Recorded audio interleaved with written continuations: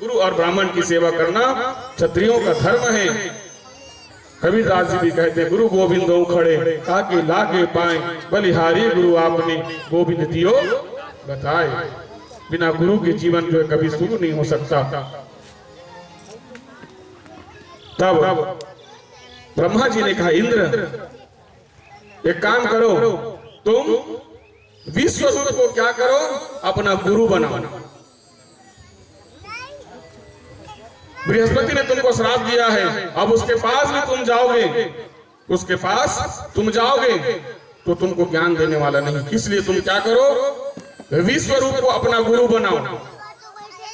और विश्व रूप को जब अपना गुरु बनाओगे तो वो तुम्हें फिर से स्वर्ग का सिंहासन दिलवा सकता है।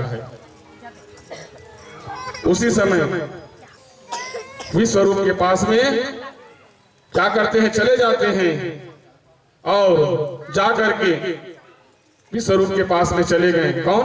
इंद्र। और इंद्र जाकर के विश्वरूप से कहता है कि मैं आपको जो है अपना गुरु बनाना चाहता हूं। इंद्र विश्वरूप के पास चला गया और कहा, मैं आपको अपना गुरु बनाता हूं।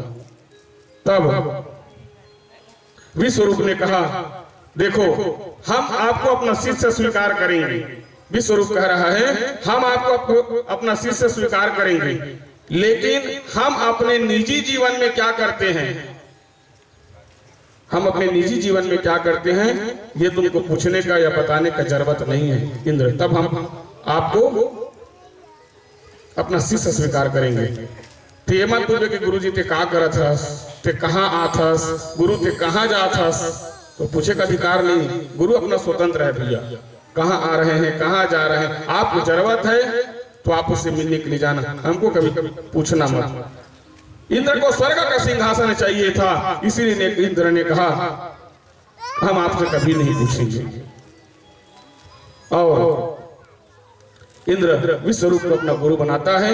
विश्वरूप यज्ञ करता है और उस यज्ञ के द्वारा उसको क्या मिलता है, नारायण कवच मिला। वो नारायण कवच को पहन करके इंद्र आज राक्षसों के साथ युद्ध करने के लिए जाता है। और नारायण कवच को पहनने के कारण आज जो है राक्षस पराजित हो जाते हैं और फिर से इंद्र स्वर्ग के राज सिंहासन पर बैठता है। गुरु का आशीर्वाद और स्वर्ग का सिंहासन फिर से इंद्र को प्राप्त हुआ। एक दिन विश्वरूप जो है यज्ञ कर रहा था, उस यज्ञ में एक बार देवताओं को आहुति देता था, एक बार राक्षसों को आहुति देता था विश्वरूप। इंद्र गया और इंद्र जाकर के कहता है, गुरुदेव आप देवताओं को भी आहुति देते हो और राक्षसों को भी आहुति देते हो। विश्वरूप ने कहा, देख इंद्र, हमने पहले ही तुमसे कहा है ये सब पूछने की जरूरत नहीं है, हम अपनी मर्जी के मालिक हैं, हम क्या करते हैं क्या नहीं करते ये तुम्हें पूछने की जरूरत नहीं है। विश्वरूप के कहने पर इंद्र को बहुत क्रोध आया और क्रोध आने के कारण उसने कहा, नहीं गुरुदेव, आप केवल हमको ही आहुति दो, राक्षसों को आपको आहुति देने की जरूरत नहीं है।